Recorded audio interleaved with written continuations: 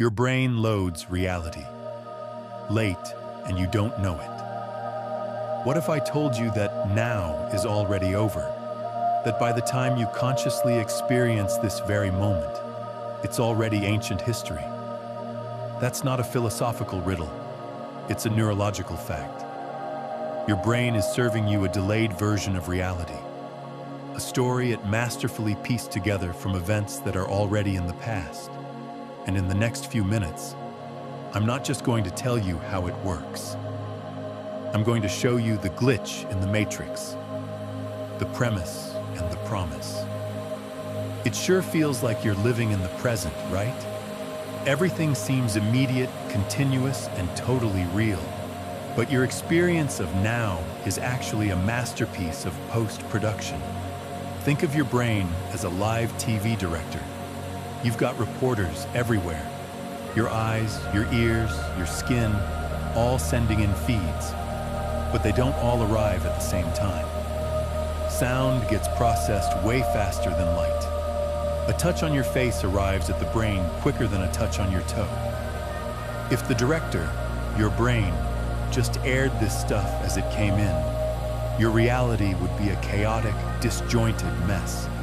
A confusing jumble of out-of-sync signals, like a badly dubbed movie. So what does it do? It waits. It gathers all the sensory reports, holds them for just a fraction of a second, and syncs them all up. It builds a story where the sound of a cup shattering perfectly matches the visual of it hitting the floor. The result is the smooth, unified experience you call consciousness. The trade-off is pretty staggering, though. You are never actually in the present moment.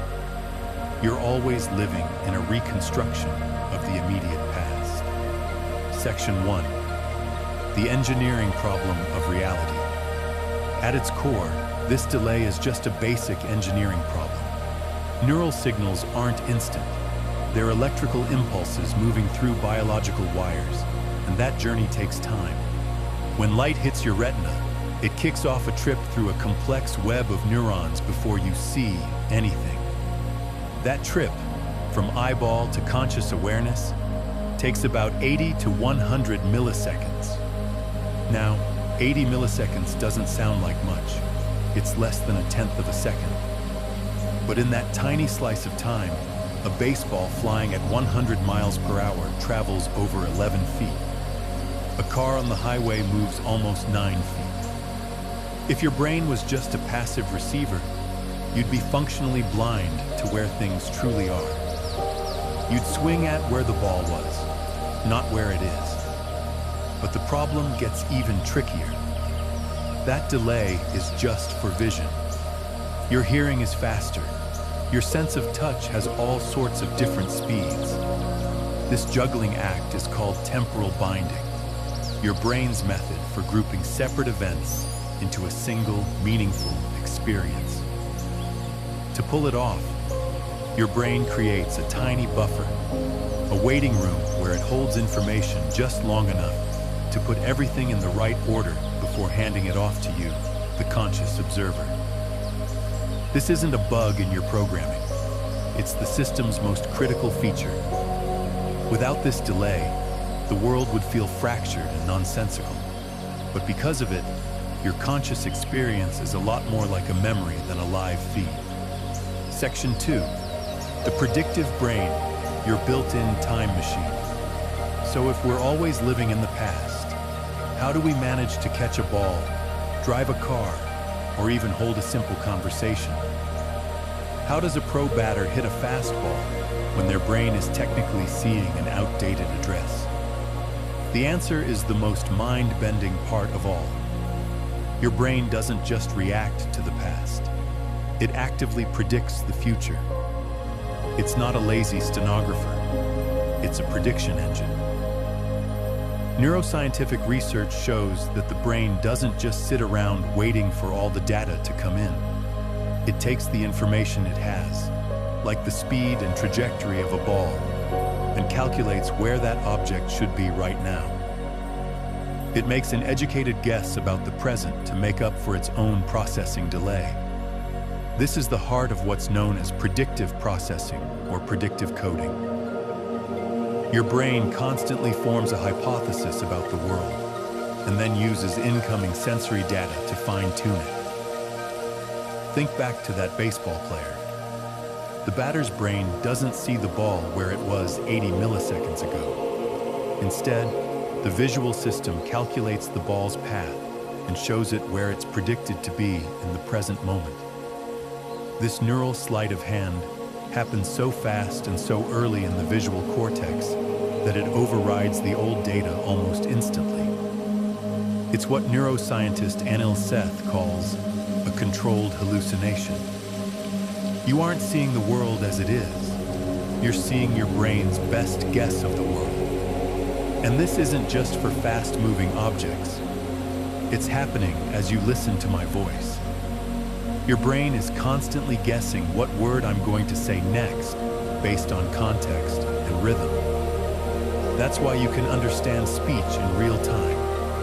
When a word is predictable, brain scans show you were already getting ready for it before the sound even hit your ears. Section 3, the glitch in your reality. This whole process of delaying, syncing, and predicting happens completely behind the scenes, creating a flawless experience. But every now and then, we can catch the system red-handed. We can expose the glitch by using illusions that pry open the seams of our constructed reality. Take the flash lag illusion. Imagine watching a dot move smoothly across a screen. If a light flashes at the exact moment the dot is in the center, most people will see the flash as lagging behind the moving dot. It feels like the dot is ahead of the flash, even though they happened at the same place at the same time. So why does this happen? Because your brain isn't showing you where the moving dot is. It's showing you where it predicts it will be. For that moving dot, your brain has already pushed its position forward to account for the processing delay. But the flash? That's a one-off, unpredictable event. Your brain can't guess it's coming. It can only report where it was.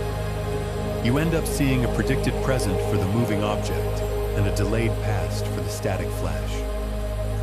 This illusion gives us a direct window into the two different timelines your brain is running at once. It's a perfect demonstration of the predictive engine that papers over the cracks in your perception. Section 4, the implications, living in a story. What does all this actually mean for us? The idea that you're living in the past, guided by predictions, is more than just a neat bit of trivia. It completely reframes our understanding of consciousness. First, it means your sense of now isn't a clear window into reality, but a carefully edited story. Your brain is a storyteller, not a scientist with a perfect stopwatch. It prefers a coherent narrative over moment-to-moment accuracy. It smooths over the rough patches, fills in the gaps, and edits out the confusing bits to give you a stable, useful world. Second, this brings up some huge philosophical questions. If your conscious decision to do something happens after your brain has already started the action, what does that say about free will? In experiments conducted by Benjamin Libet and others, the neural activity for a choice, like pressing a button, can be detected hundreds of milliseconds before the person is consciously aware of having made the decision. This suggests that what we feel as a conscious choice might just be the last stop on a process that was largely unconscious. We become aware of the decision just as it happens, or maybe even a moment after. Finally, this shows us that reality isn't something we just passively observe. It's something we actively help create. Your expectations and your predictions literally shape the world you perceive. It's why two people can witness the exact same event and have completely different memories of it. Their brains were running on slightly different predictive models. Conclusion. So the next time you feel perfectly in the moment, just take a second to appreciate the incredible magic trick your brain is pulling off. The feeling of now isn't a simple snapshot of the world. It's a complex, delayed, and predictive masterpiece. It's a story your brain is telling itself about a moment that's already gone. You are living a fraction of a second behind the physical world, in a reality that's been edited for your viewing pleasure. And that's not a bug. It's the defining feature of human consciousness. It's the only way your brain can transform the roaring chaos of sensory data into a world that makes sense. You aren't just a passive observer of reality.